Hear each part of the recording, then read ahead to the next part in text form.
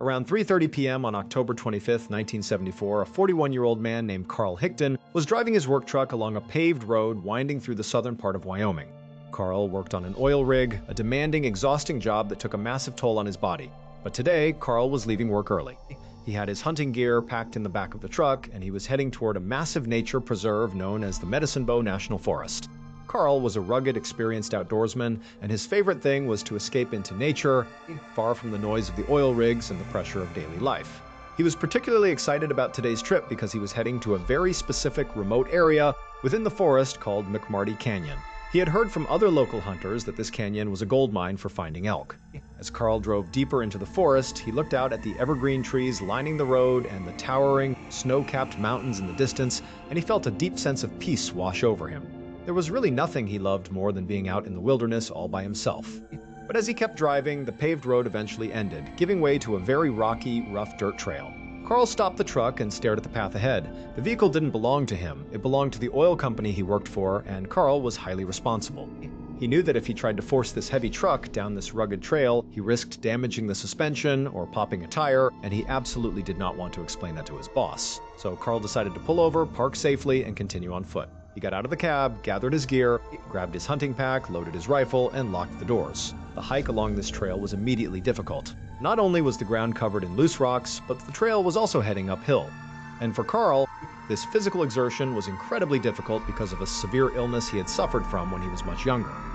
Carl had contracted tuberculosis, a brutal disease that had ravaged his lungs and left them heavily filled with thick scar tissue. This permanent damage meant Carl's lung capacity was significantly lower than that of an average 41-year-old man. Whenever he pushed himself physically, his lungs would burn, and he would quickly find himself out of breath. But Carl was stubborn, and he refused to let his physical limitations keep him from doing what he loved. As he made his way up the steep trail toward McMarty Canyon, he developed a system. He would hike for just a few minutes, and then, as his chest began to tighten, he would stop, bend over with his hands on his knees, and wait for his lungs to clear. He did this over and over, patiently working his way up the mountain, refusing to turn back. After about 30 minutes of this slow, grueling hike, Carl reached the top of the ridge. The trees began to thin out, and he stepped into a massive, natural clearing. It looked like a giant bowl carved into the earth. This was McMarty Canyon. The bottom was mostly flat, covered in dry grass, shrubs, and a few trees, while steep hills rose on all sides, creating a natural enclosure. And right then, his eyes locked onto something that made his heart skip a beat. Directly across the canyon, grazing peacefully near some shrubs, was a group of 5 large, magnificent elk. Carl could hardly believe his luck. Usually, finding elk took hours of tracking through dense brush, but here they were, completely out in the open, just waiting for him. He knew he had to act quickly but silently. Carl slowly lowered himself toward the ground, moving as quietly as possible so he wouldn't make any noise that might startle the animals. He crept forward a few yards, using the sparse vegetation for cover, until he reached what he estimated was a perfect shooting distance. He stopped, settled himself into a stable position, and slowly raised his heavy rifle to his shoulder. He closed one eye, looked through his scope, and carefully lined up his sights on the largest elk in the group. He took a slow, deep breath, let half of it out, and gently squeezed the trigger. But instead of the loud, echoing crack of gunfire and the heavy kickback of the stock against his shoulder, absolutely nothing happened. The gun did not go off. There was no noise, no recoil, and no smoke. It was as if the weapon was dead. But as Carl stared down the barrel in confusion, he realized that something was incredibly wrong, and the entire world around him was beginning to change. Suddenly, Carl felt an overwhelming wave of intense vertigo wash over him. The entire canyon began to spin violently, and he felt completely disconnected from his own body.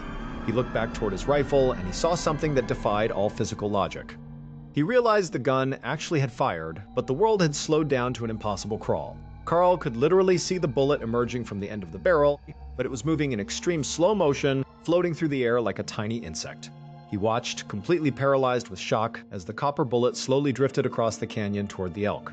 But then, about halfway across the open space, the bullet suddenly struck what appeared to be an invisible, solid wall in the middle of the air. The moment the bullet hit this invisible barrier, it stopped dead. Then, right before Carl's eyes, the metal bullet flipped completely inside out, flattened into a small disc, and fell silently into the grass. The moment the bullet hit the ground, Carl fell to the earth, blacking out instantly. The next thing Carl knew, he was experiencing a strange rhythmic shaking sensation. He felt his head tossing back and forth, and a sharp, throbbing pain was radiating through his temples. He slowly, painfully forced his eyes open, but his vision was completely blurry and his mind was clouded with deep confusion. It was pitch black outside. As his eyes began to adjust to the darkness, he realized with a jolt of panic that he was no longer lying on the grass in McMarty Canyon. Somehow, he was sitting inside the cab of his work truck. But as he looked out the window, he realized the truck was not parked on the side of the main paved road where he had left it. The scenery was completely unfamiliar. Before he could process this, he felt the violent shaking again. He looked to his side and saw two men in uniforms shining flashlights into the cab. They were shaking his shoulders, trying desperately to get his attention. They were asking him what had happened, but when Carl opened his mouth to reply, he realized his lips and tongue were completely numb. He tried to speak, but the only sounds that came out of his throat were garbled, nonsensical noises. The two men quickly realized he was in a major crisis. The two men, who turned out to be local sheriff's deputies, quickly realized Carl was unable to communicate.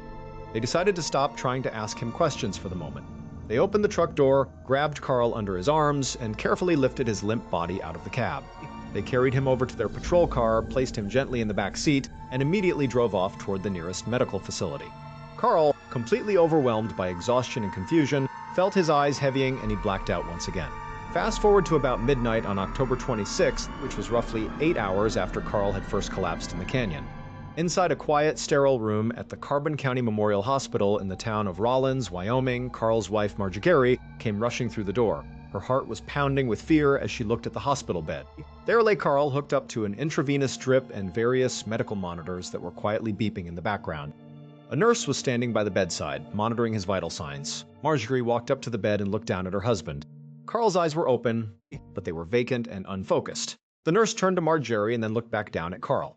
She gently pointed at Marjorie and asked Carl if he knew who this woman was. Carl slowly turned his head, his vacant eyes resting on his wife of many years. He stared at her face for a long, painful moment, showing absolutely no sign of recognition. Then he slowly shook his head and whispered that he did not know who she was. Marjorie felt a wave of devastation wash over her. Earlier that evening, she had been sitting at home, waiting for Carl to return from his hunting trip. When his usual return time came and went, she had tried to reassure herself that he was just taking his time. But as the hours ticked by and darkness fell, her worry turned to pure panic. She knew about his lung condition and how dangerous the rugged terrain of McMarty Canyon could be, especially after dark. Ultimately, she had called the sheriff's department and pleaded with them to send deputies out to the canyon to search for him. 2 deputies had driven out to the remote forest to search the trail. When they finally located Carl, they were completely baffled by what they found. His truck was parked deep in the muddy wilderness, his work truck was parked deep in the forest, about 3 miles away from the main road where he had originally left it, sitting directly in the middle of a thick, muddy bog. But the strangest detail of all was that the ground surrounding the truck was completely undisturbed. There were absolutely no tire tracks leading into the bog. In the deep, wet mud of the Wyoming forest, any vehicle driving into that area would have left deep, messy ruts. But there was nothing. It was as if the heavy truck had simply been lifted into the air and dropped directly into the middle of the mud from above. The deputies didn't have time to try and solve that mystery because when they looked inside the cab, they saw Carl slumped over the steering wheel, completely unresponsive. They had immediately pulled him out, put him in their patrol car, and rushed him to the hospital while Marjorie drove there as fast as she could to meet them. At this point, the emergency room doctor took Marjorie aside to explain her husband's condition. He told her that Carl was suffering from a severe, sudden case of amnesia. He was completely disoriented and couldn't even remember his own name. The medical staff had already run a battery of tests on Carl. They had taken extensive x-rays of his skull, performed detailed brain scans, and checked his body for any signs of physical trauma. They were looking for evidence of a fall, a blow to the head, or perhaps a stroke that could explain such a sudden and massive loss of cognitive function. But the results were incredibly baffling. There was absolutely no physical damage to Carl's body. There were no bruises, no concussions, and no internal injuries whatsoever. Physically, he appeared to be in perfect health. The doctor explained to Marjorie that because they could find no physical cause for his amnesia, they had no idea how to treat him. All they could do was keep him in the hospital, keep him hydrated, and place him under constant observation to see if his memory would return on its own. Marjorie sat down on a small couch next to Carl's hospital bed, feeling completely overwhelmed and terrified. She was about to ask the nurse a question when suddenly Carl's body went completely rigid. He sat up in the bed, his chest heaving, and began frantically looking around the room, demanding to know where his pills were. Carl kept repeating the question over and over, demanding to know what they had done with his pills.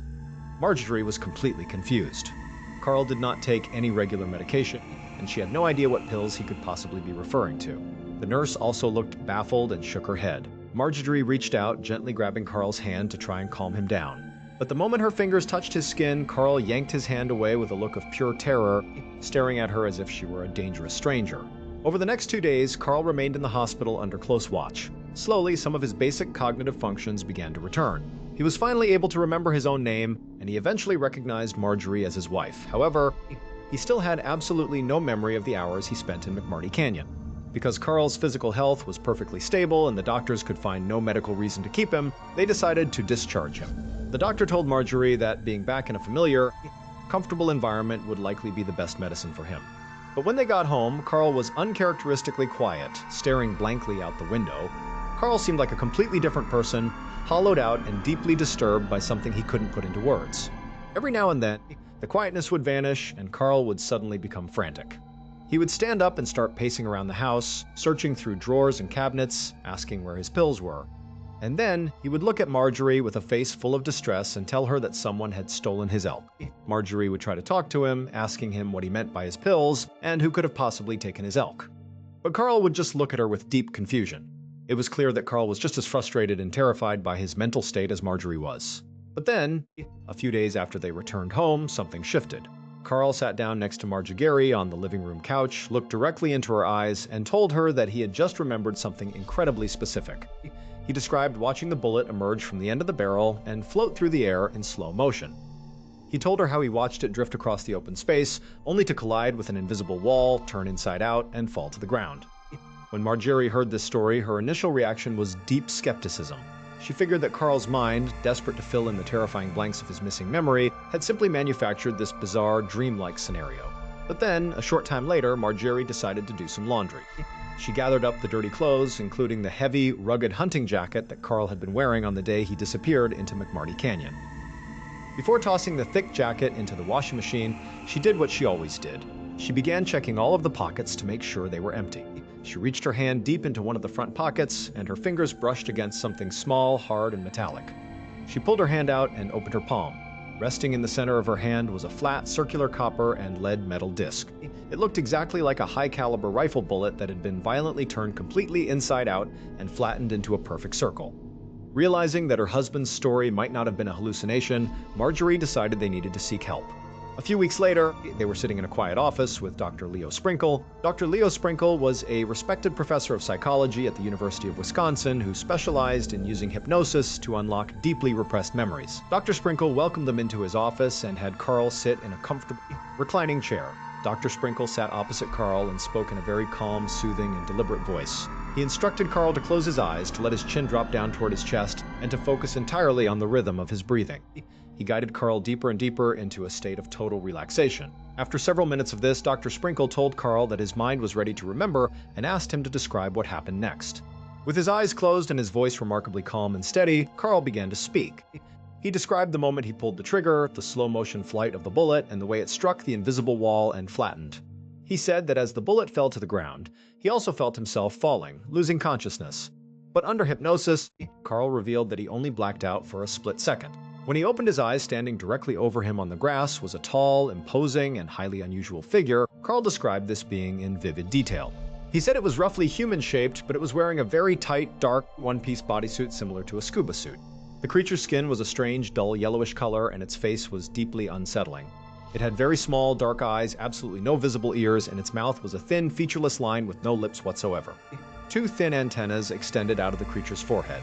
Carl said that one of the being's arms ended in a smooth, flat stump, while the other arm ended in a strange, prosthetic-like attachment that looked remarkably like a heavy-duty power drill. The creature looked down at Carl and spoke in perfect English, asking how he was. Carl simply blurted out, "Pretty good." The creature introduced itself as Ozo-1, stating it had traveled from a planet located 163,000 light-years away. Ozo-1 reached his drill-like hand toward a pocket on the side of his tight bodysuit, pulled out a small, transparent packet containing 4 small pills, and told Carl that these pills would heal him. Carl reached out, took one of the pills from the being's hand, and immediately swallowed it. Ozo-1 then asked Carl if he would like to go for a ride. Carl, feeling completely relaxed and strangely agreeable, replied, "Sure." Ozo-1 helped Carl stand up, and Carl noticed a strange cube-shaped vehicle parked on the grass nearby. A split second later, without any memory of actually walking over to the object or climbing inside, Carl found himself sitting within the interior of this bizarre vehicle. And he was not alone. He was sitting in a chair, and nearby were Ozo-1, 2 other similar humanoid figures, and the 5 elk he had been hunting, trapped behind a transparent wall. Suddenly, Carl felt an incredibly powerful force push against his body, pressing him deeply back into his seat. The vehicle was moving at an impossible speed, but there was no sound of an engine or any vibration. Within a single minute, the vehicle came to a complete stop, and Ozo-1 turned to Carl and said, "We are home." The next thing Carl knew, he was standing outside on a cold, rocky, and desolate ground. The sky was an absolute jet black. There were no trees, no grass, and no signs of life. But standing directly in front of him was an immense metallic tower that looked very similar to the Seattle Space Needle. At the very top of this massive structure was an incredibly bright light. Ozo-1 and the other two humanoid beings led Carl and the five elk to a door on the base of this massive metallic tower, and they walked inside, entering a chamber that reminded Carl of a large industrial elevator. They rode the elevator rapidly upward. When it came to a stop, the door slid open, revealing a sterile room with polished, seamless metal walls and several raised platforms on the floor. Ozo-1 directed the five elk onto one platform and told Carl to stand on another. The moment he was in position, a complex high-tech mechanism emerged silently from the walls and began to move, scanning Carl's body from head to toe. After a moment, the scanner made a high-pitched beeping sound and retracted. Ozo-1 looked at the results, turned to Carl and said, "Well, the elk are what we needed, but you are not. So we are going to take you back to Earth now." The very next instant, Carl was sitting back inside the cab of his work truck, the steering wheel pressed against his chest. He was immediately seized by a violent shaking, and he realized he was being shaken awake by the two sheriff's deputies who had found him. Under hypnosis, Carl had laid out the entire unbelievable sequence of events. When Carl finished his narrative, Dr. Leo Sprinkle gently snapped his fingers, bringing Carl slowly out of the deep trance. The room was dead silent, and yet, as absolutely wild as Carl's story sounded, the physical facts of the case were impossible to ignore. The first major anomaly was the location of the truck. When the deputies found Carl's truck, it was parked deep in a muddy, treacherous bog, 3 miles away from the main road with absolutely no tire tracks leading into the area. But if the truck had indeed been instantly transported and dropped into the bog from above, the lack of tire tracks suddenly made perfect sense. The second anomaly was the flattened, inside-out bullet that Marjorie had found in Carl's hunting jacket. Ballistics experts examined the object and were completely stunned. They confirmed that the disc was made of the exact copper and lead of Carl's ammunition, but stated that under any normal earthly circumstances, there was absolutely no known physical process on Earth that could cause a high-velocity rifle bullet to stop, turn completely inside out, and flatten into a smooth disc. But the third and undoubtedly the most shocking anomaly of all was the medical miracle discovered by the hospital doctors. For decades, Carl's medical records had documented severe irreversible lung damage from tuberculosis, which severely restricted his breathing. But the new x-rays showed his lungs were completely healthy. There was no trace of scar tissue left. The permanent physical damage had simply vanished, which was a medical impossibility in 1974. Over the next several decades, Carl's story became famous worldwide. Skeptics, investigators, and scientists traveled to Wyoming to interview Carl and Marjorie, desperately trying to find some flaw in their story, but they found nothing. Carl Hickton was a simple, quiet, and honest oil rig worker who had never sought out fame or fortune, and he never changed a single detail of his story. To the day he died, Carl maintained that he had been taken from McMarty Canyon on that cold October afternoon. Because of the moving truck, the impossible bullet, and the medically documented healing of his lungs, this remains a highly credible mystery. Thank you so much for watching. Let me know what you thought of today's episode in the comments. And remember, we have a whole playlist of true crime episodes ready for you to binge right now. Until next time. See ya.